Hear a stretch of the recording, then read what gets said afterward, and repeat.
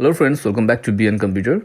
So आजको भिडियोमा म तपाईलाई यो ब्रदरको DCP-L2540DW मोडलको प्रिन्टरमा तपाईको वायरलेस इन्स्टल कसरी गर्ने, वायरलेस प्रिन्ट कसरी गर्ने भनेर चाहिँ बताउन लागेको छु. सो हामी देख्न सक्नुहुन्छ यो DW को मतलब चाहिँ लास्टमा जुन यो W छ दैट मिन्स तपाईको चाहिँ यो वाइफाई यसमा हुन्छ र वाइफाई भएर चाहिँ तपाईको वायरलेसली प्रिन्ट गर्न मिल्छ हैन, विदाउट एनी वायर कनेक्ट गर्नु पर्दैन.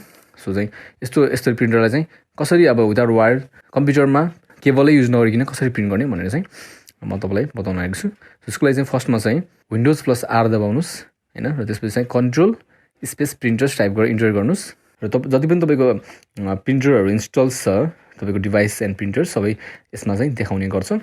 र तपाईले यो प्रिन्टरलाई पहिला सुरु चाहिँ इन्स्टल गर्नुपर्ने हुन्छ हैन. त्यो चाहिँ तपाईले चाहिँ विथ वायर विदाउट वायर पनि गर्न सक्नुहुन्छ. सो तपाईलाई विथ वायर चाहिँ कसरी गर्ने भनेर चाहिँ तपाईलाई आउँदैन भने तपाईले चाहिँ मेरो यो भिडियो हेर्न सक्नुहुन्छ हैन. बीएन कम्प्युटर बुटुल युट्युब च्यानलमा यसरी गएर प्लेलिस्टमा गएर हैन यसरी यो मेरो यो भिडियो तपाईले हेर्नु भयो भने तपाईले चाहिँ यो प्रिन्टर इन्स्टल गर्न सक्नुहुन्छ हैन. र त्यसपछि चाहिँ अब कसरी यसलाई चाहिँ अब यसलाई एक्चुअली इन्स्टल भइसकेपछि कम्प्युटरमा हैन अब विदाउट वायर पनि कसरी गर्ने त भनेर चाहिँ आइपी एड्रेसको कुराहरू हुन्छ हैन. त्यसमा चाहिँ त्यसरी चाहिँ अब यसलाई चाहिँ हामीले डिभाइस एन्ड प्रिन्टर्समा यसलाई राख्न सक्छौँ.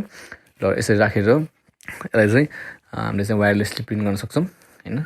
सो यहाँ देख्न सक्नुहुन्छ है तपाईले चाहिँ यसरी यसलाई चाहिँ प्रिन्टरलाई यसरी एड गर्न सक्नुहुन्छ.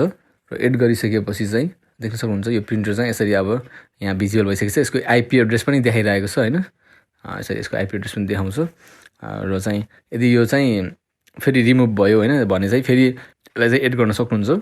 र तपाईको जुन यो प्रिन्टर एक्टिभ हुँदाखेरि चाहिँ तपाईको यो प्रिन्टर डार्क हुने गर्छ र भने प्रिन्टर इनएक्टिभ हुँदाखेरि चाहिँ प्रिन्टर अफ हुँदाखेरि चाहिँ यसरी चाहिँ तपाईको चाहिँ यो डिम हुने गर्छ हैन. यो लोगो प्रिन्टरको जुन लोगो हुन्छ त्यो.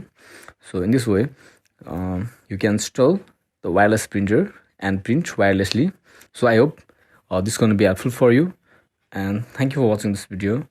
And see you in my next video. Bye bye.